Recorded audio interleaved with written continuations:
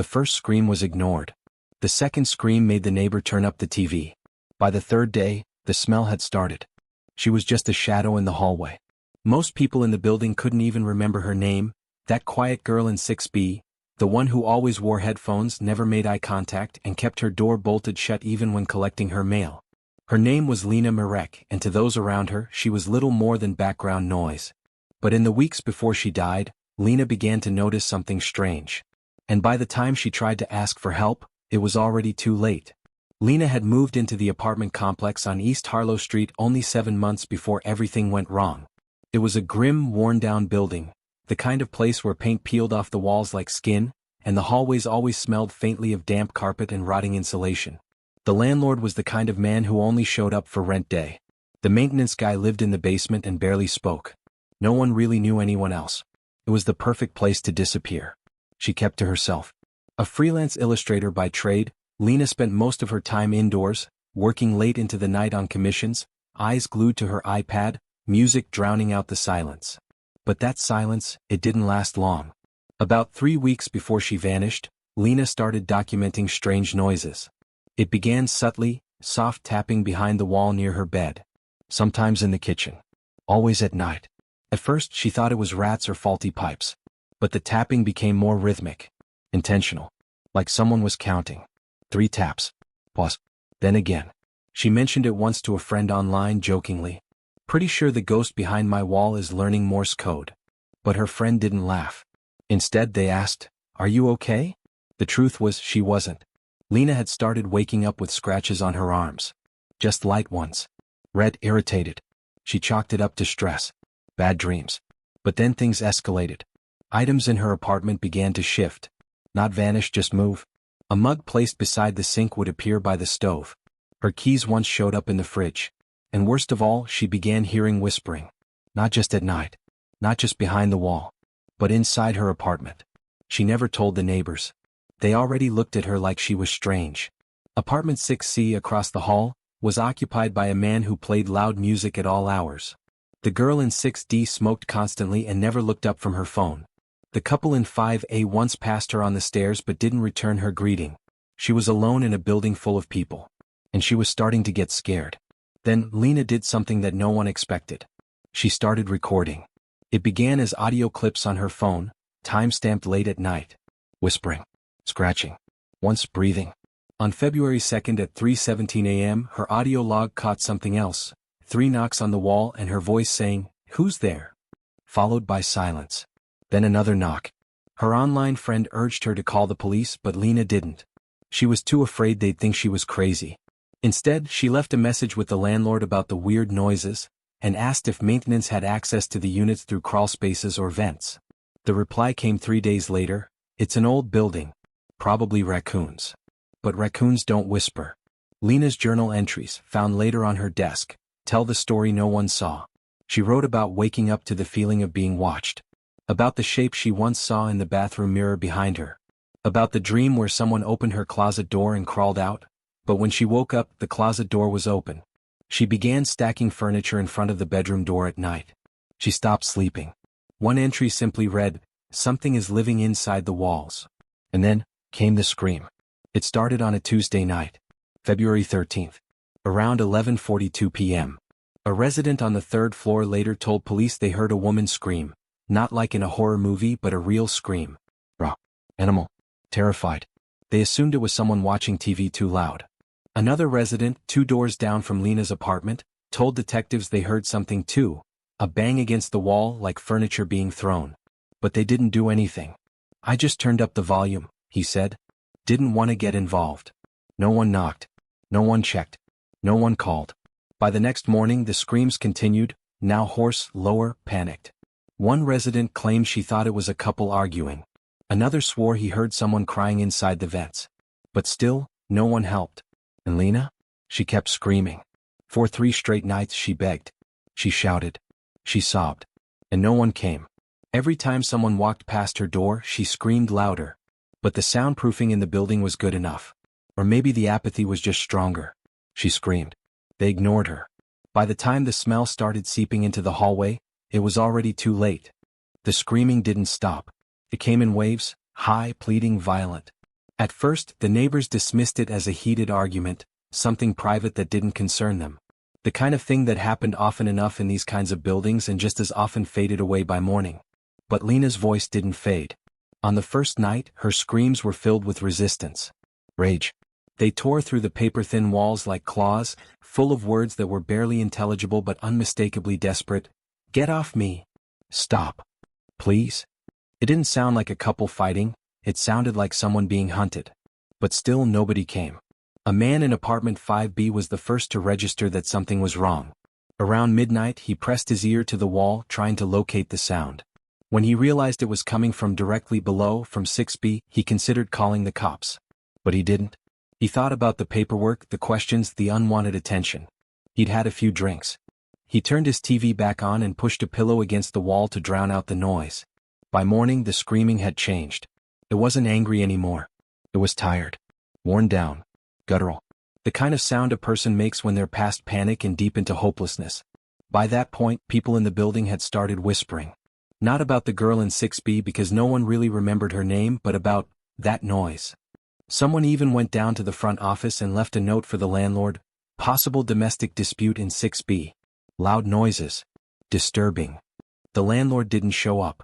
At 2:23 p.m. on day 2, the tenant in 6C, the one living directly beside Lena, stepped into the hallway, paused near the door to 6B and just stood there. He said later he felt something on the other side. Like a weight or a presence. He lifted his hand to knock, but then heard what he described as scraping, followed by a whimper. Not crying. Not yelling. A sound so small and broken it made his stomach twist.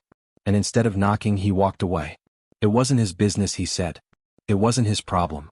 Later that same evening, an older woman from 7A came down the stairwell and noticed a faint smell, a sort of musty sour scent lingering near the door to 6B. She thought something had spoiled in the hallway trash chute. She also heard what she called murmuring from behind the door. A voice. Soft. Continuous. It sounded like someone praying. The night of day 2 was the last time anyone heard Lena scream clearly.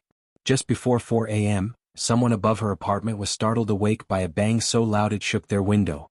They said it sounded like something, or someone, had slammed into a wall at full force. Then came the voice. Ragged. Barely able to speak. She was saying the same words over and over again. Please. Please. Please. No one knocked. By day 3 the building fell eerily quiet. The people who lived there say the air itself felt different. Heavy. Still. As if the hallway had absorbed the sounds from the night before and was holding its breath. A few residents noticed they hadn't seen the girl from 6B in days. One person said they tried knocking just once. There was no answer. So they stopped. But the truth is the screaming hadn't stopped. It had only grown quieter. Lena had been locked away somewhere in her apartment. Hidden. Buried behind the very walls that were supposed to protect her. And by day 3 she was no longer yelling. She was whispering. Scratching. Making whatever noise she could manage between waves of pain and fading consciousness. And then silence. Total silence. No cries. No banging. No words. Just a thick, unnatural stillness that settled over the building like a fog. Some residents said it was a relief. Others said it was worse than the screaming. The landlord never responded to the complaints. The maintenance man was seen once that day, leaving through the basement exit. He nodded at someone passing by and carried what looked like a trash bag over his shoulder. Later that evening, the resident in 6D walked past Lena's door and swore she heard something soft. A thud. Like a body dropping. But again, she didn't knock. That night the smell returned. Stronger. More specific. Not like garbage or mold. This time it was thick. Metallic. Sweet and rotting. The kind of scent that clings to your clothes. One man lit incense in the hallway. Another put a towel under his door. No one called the police. The silence stretched on through the night. And into the next morning. Until finally someone, not from the building, raised the alarm.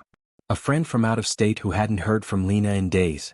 They hadn't received any responses to texts or emails. No movement online.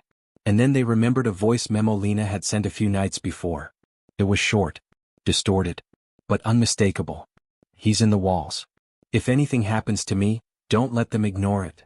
That message saved her body. But not her life. When the police finally arrived, it wasn't because of the neighbors.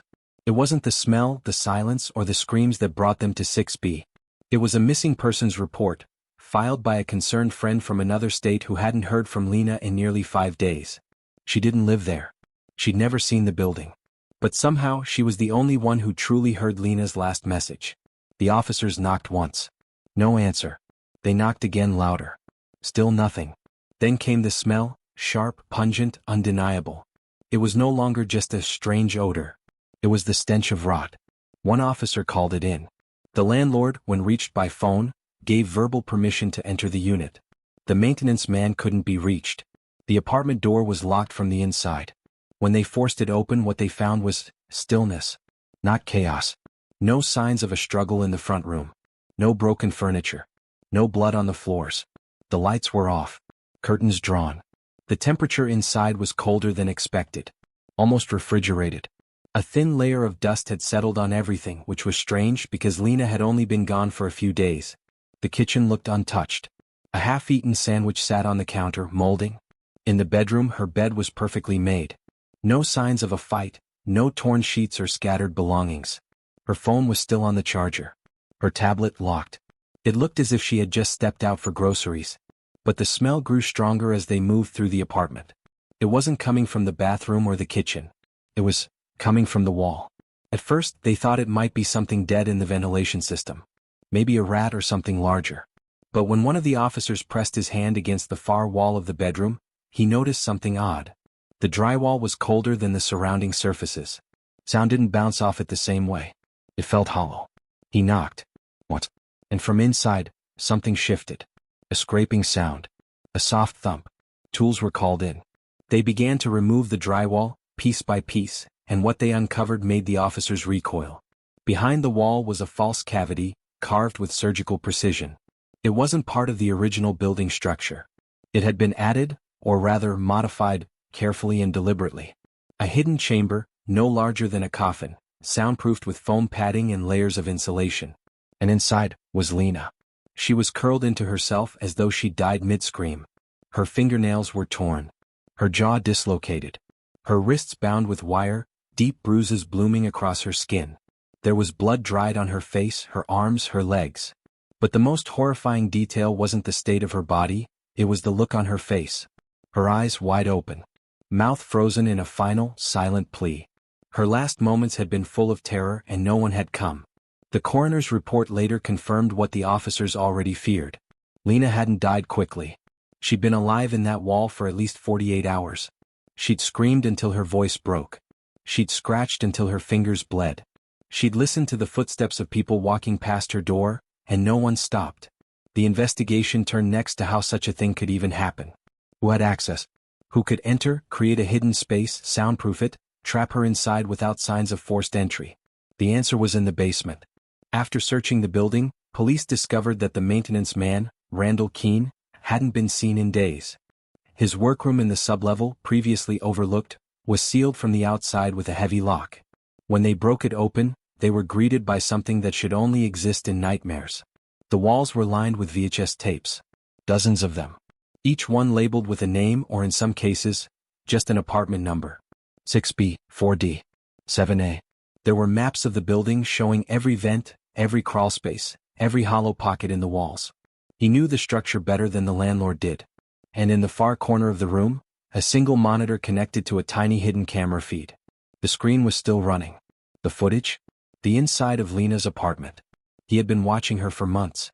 Police now believed that Randall had been entering tenants' units without their knowledge. Learning their habits. Studying them. He'd built the hidden chamber behind Lena's wall over the course of several weeks, accessing it from a sealed maintenance hatch in the basement. He chose her because she lived alone. Because she was quiet. Because no one would notice. And he was right.